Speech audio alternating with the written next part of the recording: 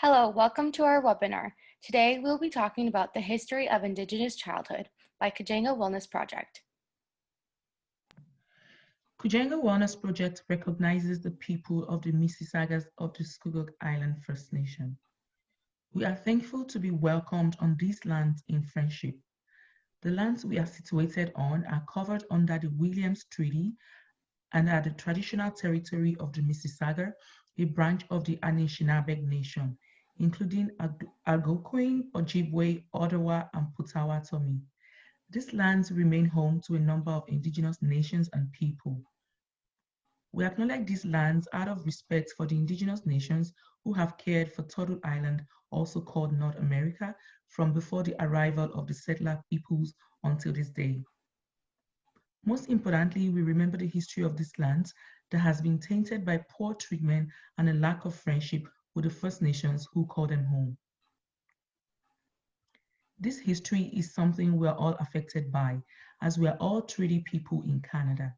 We all have a shared history to reflect on, and each of us is affected by this history in different ways. Our past defines our present, but if we move forward as friends and allies, then it does not have to define our future. Today's agenda, we will be talking about the Canadian residential school system, which will be talked by Sophia Regatta, a child and youth care placement student at Kujenga Wellness Project. We would also be talking about the SISTI Scoop and what we need to know. My name is Rileyat Owolabi. I'm a child and youth care student at Kujenga Wellness Project. And my name is Tahira Kramer. I am a student child and youth care practitioner, and I'm going to be talking about what our children learn today in terms of Indigenous culture and history. My name is Stephanie Hubbard. I am a Master's of Social Work student, and I will be talking about the current challenges of Indigenous children, as well as looking towards the future. To begin with, we'll be talking about the Canadian residential schools. Residential schools were schools in Canada that were designed to assimilate Indigenous people into Euro-Canadian culture. The Indigenous people would send their children to these schools thinking they were learning about this culture. However, the Europeans were abusing them. These residential schools, while funded by the federal government in Canada, were run by religious orders. Residential schools were created for Indigenous children to destroy everything in a child knew about their own culture. They were trying to turn the Indigenous children into Christians or to, in quote, kill the Indian, save the child. Each child was forced to cut their hair, wear Christian clothing, and take on a Christian name. The children were often beaten as punishments. Children as young as 4 years old attended these schools, and if they survived the experience, then they could go home at the age of 16. These schools operated on half-day systems. The child would spend half the day at school learning and the other half working. Over 150,000 First Nations, Métis, and Inuit children fell victim of the residential schools, where they were taken from their families. From 1831 to 1996, residential schools were operated in Canada.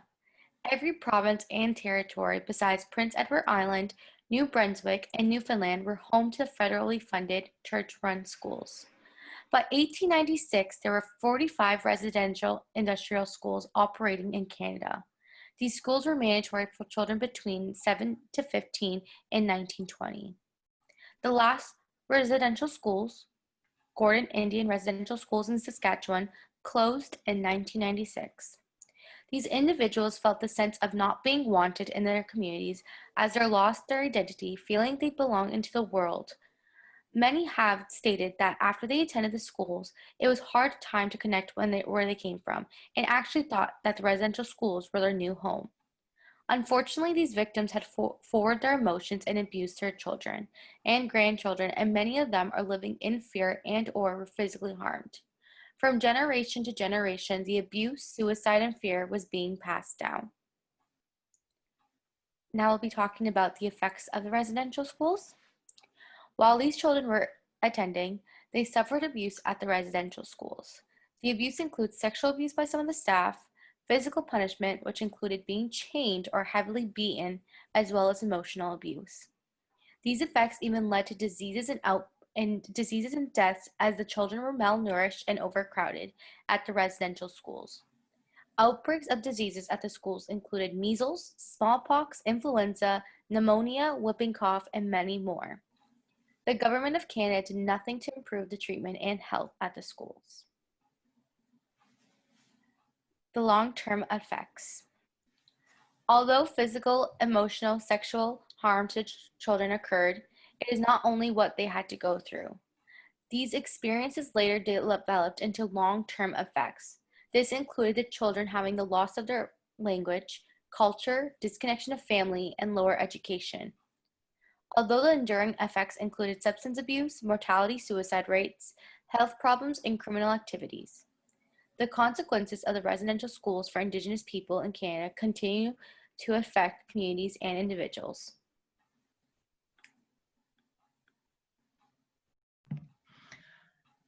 Now we're going to be talking about the SISTI Scoops and what we need to know about the SISTI Scoop.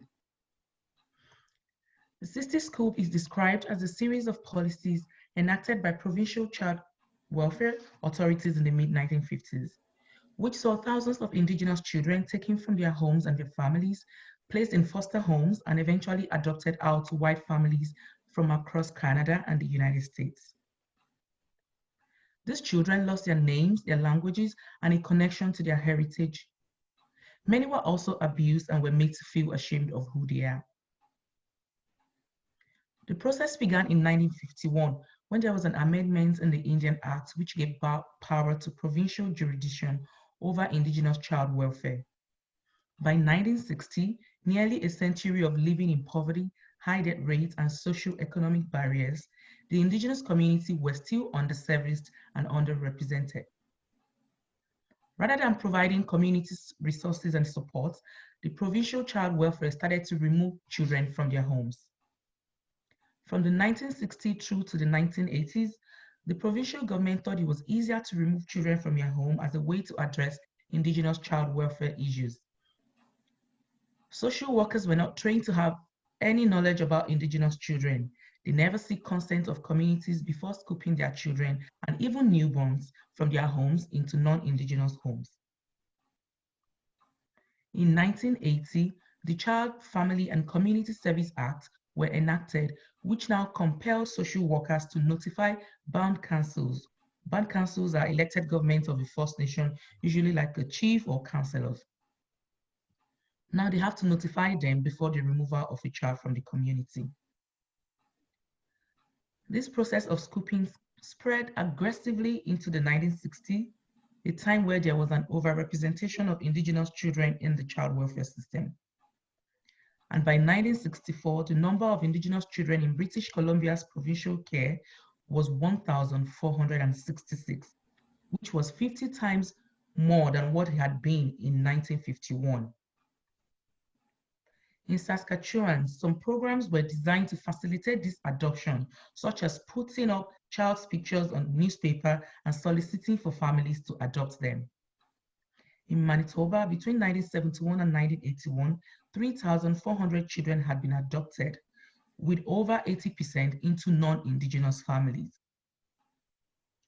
The number of Indigenous children that had been adopted between 1960 and 1990 was estimated to be 11,132.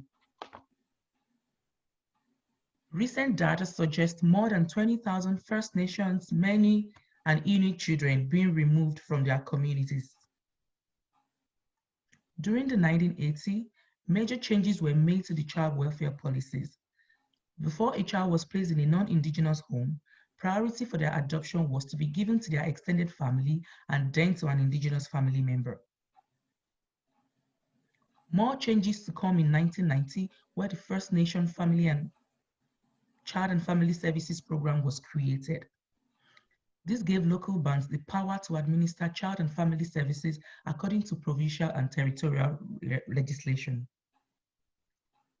They have continued to take control over their child welfare services. Till date, the overrepresentation of Indigenous children in child welfare is still a big concern. According to Statistics Canada, while Indigenous children only make up 7.7% of children in Canada, they account for 52.2% of children in foster care. There is a considerable effect of the SISTI Scoop in adults that experienced it. This includes the loss of cultural identity, low self-esteem, and the feelings of shame, confusion, and loneliness. Some of them are not able to access their birth record because their parents are not present. Some of them had to learn about their true heritage later in life, which had caused stress and emotional trauma. Children who had loving and supportive families lacked cultural specific education and experiences essential to a healthy Indigenous identity. Some of them reported cases of sexual, physical, and emotional abuse. These experiences have led to long-term mental and health issues. Class action lawsuit against the provincial government has been issued in Ontario, Alberta, Saskatchewan, and Manitoba, and they are still before the courts. In June 2015, the province of Manitoba issued an apology for the SISTI Scoops and announced this part of history to be included in school curriculum. In February 2017, the Canadian government announced that it was ready to negotiate and settle a $1.3 billion class lawsuit that was launched against them. In February 2015, an Ontario Supreme Judge ruled in favor of the SISTI Scoop, stating that the federal government didn't take adequate steps to protect the cultural identities of these children that were taken away from their families. This is the first victory for their SISTI Scoop lawsuit in Canada. And on 6th of October 2017, the federal government announced a settlement of $800 million for the SISTI Scoop survivors. In May 2018, Alberta Premier offered an apology to the SISTI Scoop survivor in the Legislative Assembly of Alberta. In January 2019, the government of Saskatchewan, Manitoba, and Alberta have offered their apologies to the victims and the survivors. So now that we've taken a brief look at the past, I'm going to shift to the current state of Canada's educational system. Are Indigenous children still being treated unfairly? Unfortunately, yes. Indigenous students living on reserve receive 30% less funding for their education than off-reserve students in Canada. This statistic is broken down per student, meaning an on-reserve student receives 70 cents each time an off-reserve student receives $1. Another disturbing 2016 statistic showed us that only about 40% of young adults living on reserve had completed high school and gotten their diploma. That's in comparison to 70% of Indigenous adults living off reserve and 90% of non-Indigenous adults in Canada. It's easy to make the link between this number and the differences in funding in the last statistic, but there's also more to this problem than money. Before I continue, I'd like to acknowledge that I am a non-Indigenous person and that the information I am presenting to you is the result of my research and none of my lived experience. In general, Canada has viewed disparities between Indigenous and non-Indigenous people as an Indigenous problem, something that wider Canadian society does not have a role in. This is untrue. Canada's education system has played a role in the marginalization of Indigenous people from the time of residential schools until today. While Canada's residential school system is, thankfully, no longer in use, there are beliefs, attitudes, and misinformation still left over from that time. But how do we address over a century of racist government and educational policies? There's no one easy fix, of course, but there are steps that the Canadian education system can take to address their shortcomings in regards to Indigenous education. These are not fixes that require billions of dollars to build new schools on reserves, although that would be beneficial as well. They focus on educating all Canadians and making our country a culturally safe place for our Aboriginal peoples. The Truth and Reconciliation Commission's calls to action, which we'll discuss more in a minute, call on all levels of government to ensure that students are taught about Canada's oppressive colonial past. By teaching our young people about the ugly parts of our history in an age-appropriate way, we give those young people the opportunity to unlearn the idea that Canada is and always has been a loving utopia for all. If we want to make progress, we must recognize that there is progress to make. While teaching this material, though, it's important to consider the experiences of Indigenous students. This history is full of violence and discrimination perpetrated against their ancestors, and the effects of Canada's colonialism are still felt today in Indigenous communities. So when a class talks about residential schools, the arrival of Europeans in Canada, or any other historical topic involving Indigenous peoples in Canada, be mindful that the people involved in these events may have descendants in your room. Teach this material and have these conversations with compassion at the forefront of your mind. Think about how you would want someone to talk about your family's history. Indigenous knowledge is a valuable source of wisdom. It has outlasted settlers' attempts to erase it, and now it's time for us as Canadians to learn and appreciate it. However, it is essential for settler educators to consult with local Indigenous elders and knowledge keepers when incorporating traditional teachings and culture into curriculum. Again, I'm presenting this information as a non-Indigenous person, and ultimately, I cannot be an authority on how to teach Indigenous culture and history. I highly encourage you to access the resources that we have linked in the description of this webinar for more information on respectful and appropriate ways of sharing traditional knowledge and wisdom with children. Addressing the education disparity in Canada between Indigenous and non-Indigenous children starts with recognizing that there is one in the first place. On-reserve education and the way that Indigenous children learn about their cultures in off-reserve schools needs to be improved in many ways, but providing accurate, honest, and compassionately delivered information to Canadians about our shared history should be the first step of many.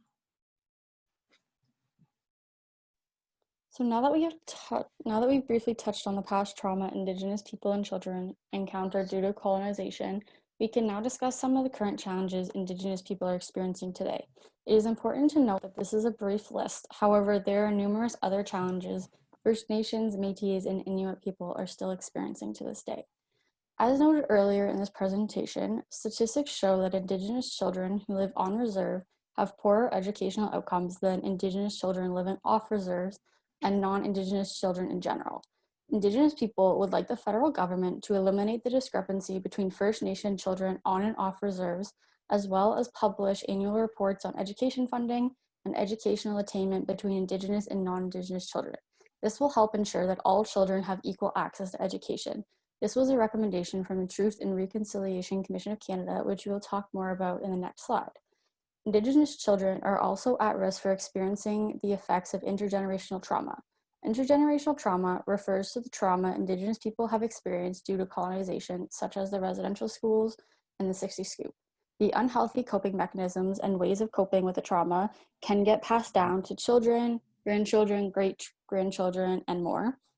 Currently, there is not enough Indigenous organization and Indigenous mental health professionals to stop the transmission of intergenerational trauma. Similarly, Indigenous people on reserve often live in impoverished communities. Therefore, Indigenous children on reserves may live in crowded dwellings and may even be under boil water advisory. This means that the water is not safe to consume before boiling, and it can cause permanent health damages to children and adults if it's not boiled.